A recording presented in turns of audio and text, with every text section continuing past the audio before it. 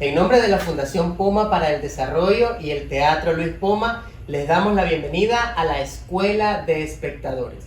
En esta ocasión vamos a conversar con Lilibet Rivas y Otto Rivera, actores del grupo Teatro Proyecto Dioniso, y vamos a hablar de su más reciente estreno, El Decamerón.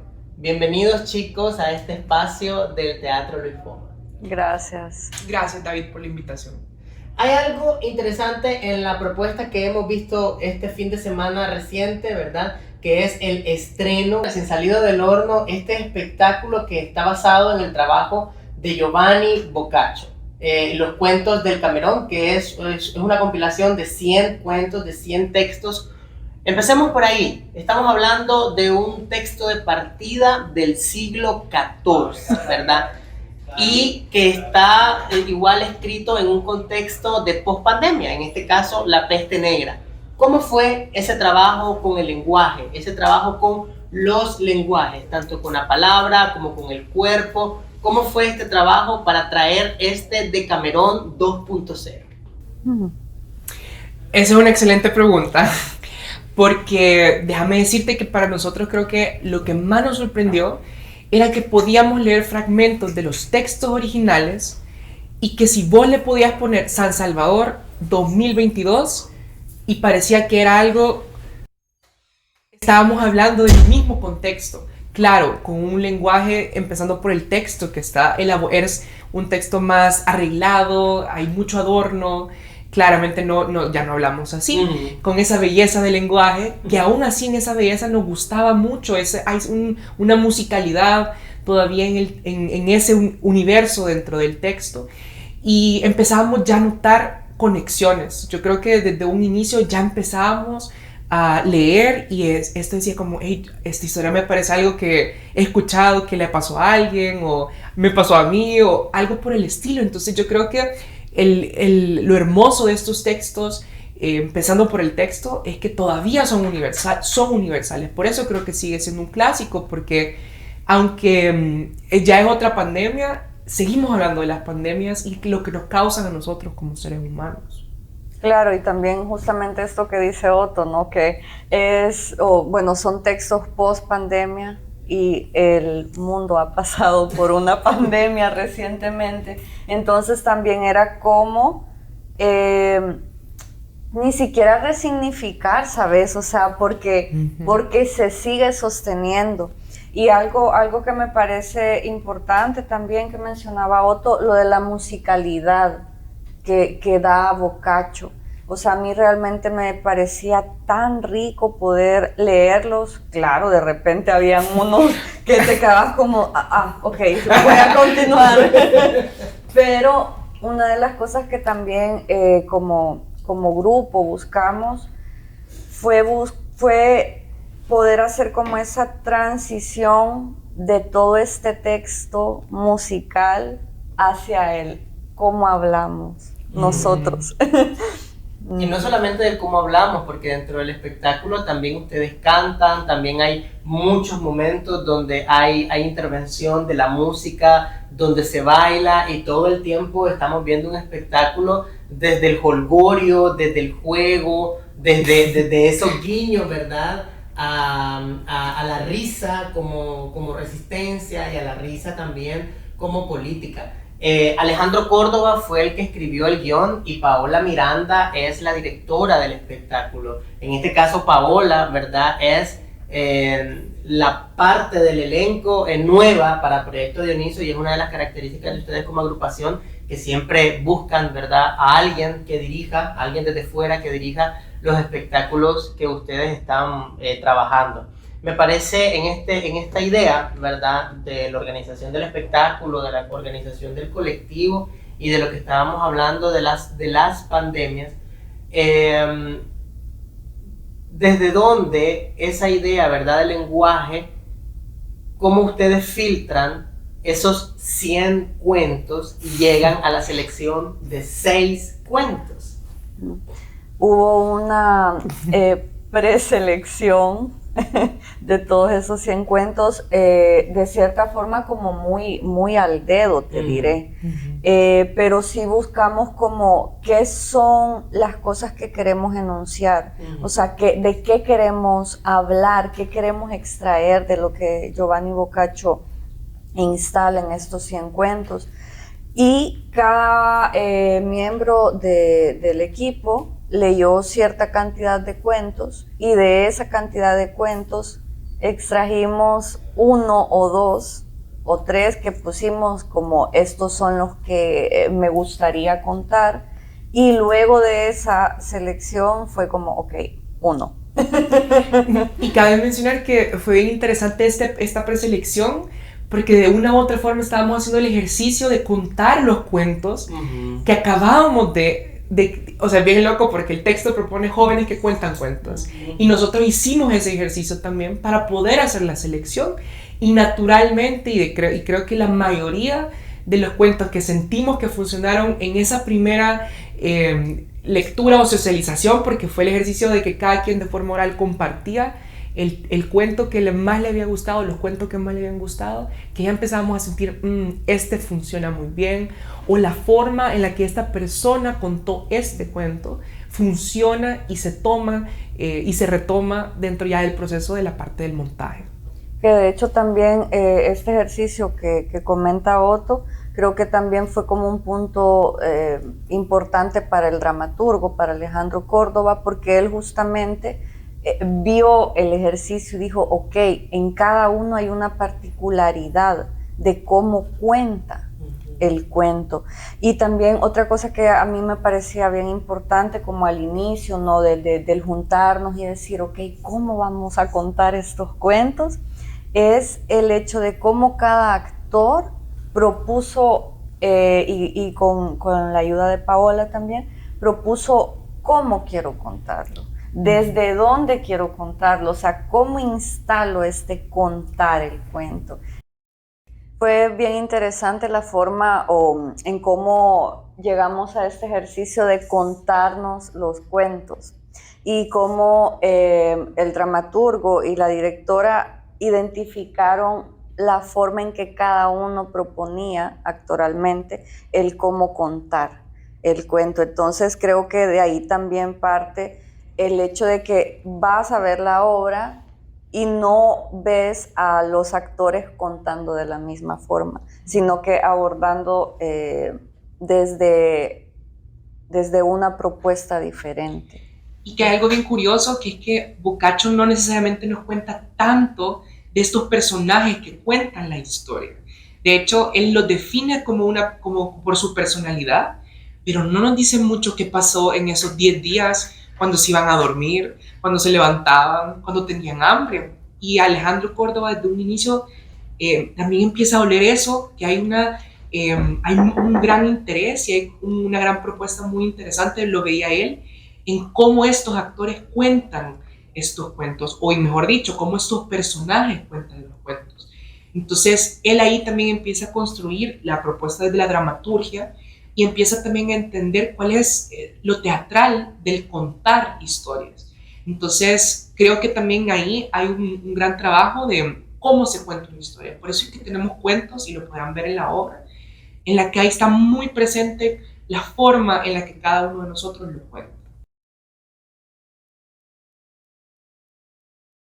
Es un punto que resalta dentro del espectáculo, porque vemos ese traspaso de lenguajes, como hablábamos hace ratito, de cómo está el mundo de la narrativa, el mundo del texto, el mundo del cuento, y cómo se va volcando a este mundo de la teatralidad, al mundo de la escena. Y también hay diferenciaciones, al menos yo cuando veo el espectáculo, veo cómo los elementos se van organizando dentro del espectáculo, pero también cómo los elementos se van complementando, porque si bien en el plano del lenguaje verbal, en el plano del texto, en el plano de la propuesta dramatúrgica, hay incluso algunos elementos que son muy básicos, muy elementales para detonar la risa. Sin embargo, eso se complementa con el trabajo de la filigrana actoral, como bien ya decías, ¿no? ya señalaban ambos, cómo hay esos vacíos que encuentran desde el mundo teatral para poder darle mayor espesor a los personajes. Y cuando hablan de esa diferenciación o esa identificación, ¿verdad?, de cada personaje, creo que eso le da un punto también vital al espectáculo y es el ritmo. Es una obra que en absoluto es aburrida, ¿verdad?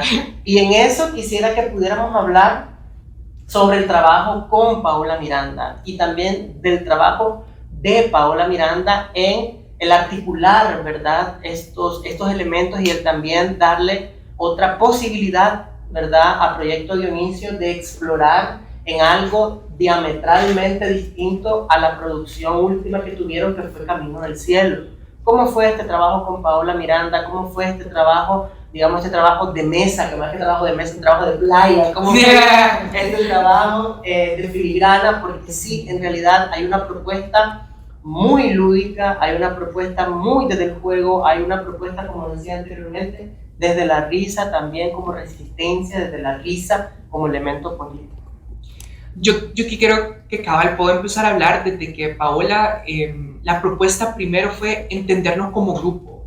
Ella, como también directora invitada, desde el día 1 le interesó cuál es su dinámica de grupo. No solo en el plano desde la escena, sino que incluso algo tan sencillo como cómo calientan ustedes, cómo interactúan ya como actores y actrices en este juego de prepararse para la escena. Entonces, de hecho nos observó mucho y desde ese lugar yo creo que también ella tenía, ya lo intuía, que esta era también una obra muy sensorial y que confiaba en las decisiones que nosotros como actores, actrices, intérpretes teníamos sobre lo que queríamos contar y sobre eso canalizar estas necesidades o estas ideas, sensaciones que teníamos, cómo esa las podía articular luego ella en escena. Sí, creo que el trabajo de Paola es bien importante y de hecho hablaba con ella y le decía que ella era, o sea, realmente ella era la persona que tenía que acompañarnos en este proceso porque fue justamente eso, desde la intuición de ella, pero observando nuestras intuiciones. Y creo que eso fue súper rico porque ha sido un proceso muy cuidado en todos los sentidos y también como el hecho de respetar la intuición de cada uno del colectivo fue bien fundamental para poder instalar lo que ya está y también para poder darle la fluidez al espectáculo.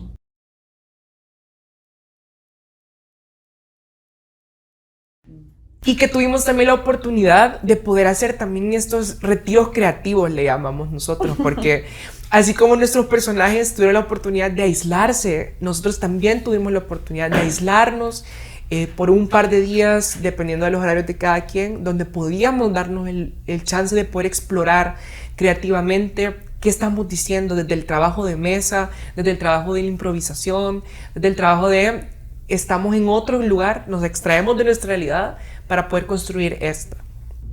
Y créanme que eso a la hora de ver el espectáculo se nota, o sea, se nota la frescura, se nota el trabajo horizontal, se nota en realidad la fuerza, el impulso vital del colectivo, porque todos los engranajes encajan tal cual dentro del espectáculo. Hay algunos vacíos, algunas cosas que todavía falta por terminar de encajar, pero claro, es el estreno, ¿verdad? Y todavía falta que la obra se siga fogueando y se siga poniendo en los escenarios del país y ojalá que más allá. Pampinia y Pánfilo, ¿verdad? Que son los dos personajes que ustedes interpretan en este espectáculo, al menos los personajes principales, porque vemos también a Lilibet, a Otto, a Lucas Callejas, a la Emi Mena, a la Larisa Maltés, a Roberto Cardona, desdoblándose en distintos personajes que están siempre en torno o alrededor de las narraciones que vamos viendo sobre el escenario. Pampinia, que interpreta a Lilibet, y Pánfilo, que interpreta a Otto. ¿Cómo fue el trabajo de filigrana, el trabajo individual, el trabajo hacia adentro con estos personajes?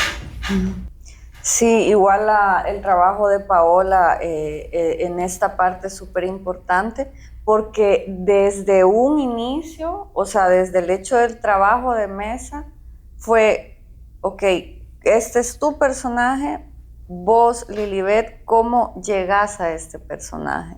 ¿Qué identificás de vos en este personaje que no?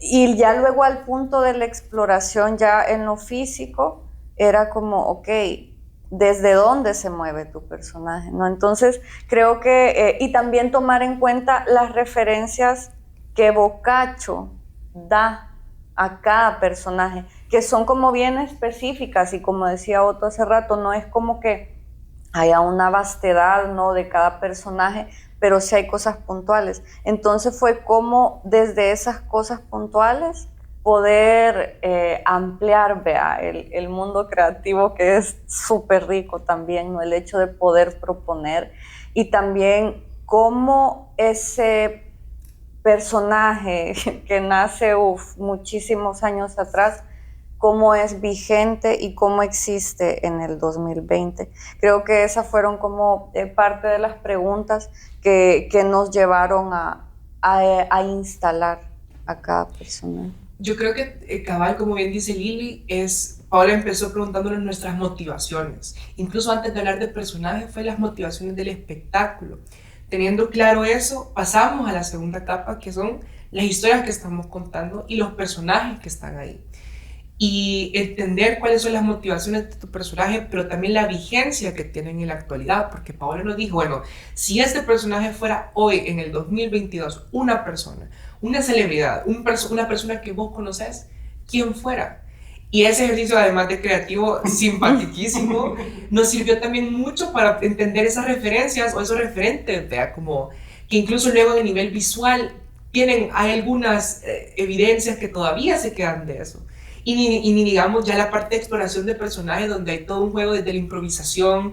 Paola nos ponía muchos ejercicios también desde la imaginación, bueno, qué animal pudiera ser tu personaje, ¿vea? Yo creo que esos son todavía de las cosas que incluso a mí me ayudan a hoy en día, aunque sea a un nivel más pequeño. Claro, partimos desde un animal y lo llevamos al humano, ¿vea? Entonces, cómo también eso queda permeado todavía en el personaje, cómo camina, desde dónde se mueve, la voz, y sobre todo porque en este espectáculo en particular no solo somos ese personaje, sino que también jugamos a otros personajes que nos ayuda a construirlo, el juego con el objeto, las relaciones entre los mismos personajes, o un centro, una mirada, una máscara, incluso a veces facial, que nos ayudan a poder decir, bueno, este es otro personaje y nos ayuda a contar esta historia. Me quiero quedar con eso, me quiero quedar con esa idea del juego como eje transversal del espectáculo, y con esa idea de conectar estos personajes, estas historias del siglo XIV con el San Salvador de hoy, con el público, con los espectadores de San Salvador de hoy. Gracias Lilibet, gracias Otto por estar acompañándonos en este espacio en la Escuela del Espectador, la Escuela de Espectadores del Teatro Luis Poma. Vayan a ver el espectáculo, vayan a ver al Decamerón, sigan a Proyecto Dioniso en sus redes sociales, y recuerden, cuando vayan a ver el Decamerón de Proyecto Dioniso, van a ver un espectáculo totalmente colectivo, donde hay una pulsión vital desde el juego, donde está la risa como resistencia, donde hay un contexto de enunciación post-pandémico, peste negra, COVID, y sobre todo una obra de teatro que dialoga con el público de hoy. Nos vemos, hasta la próxima.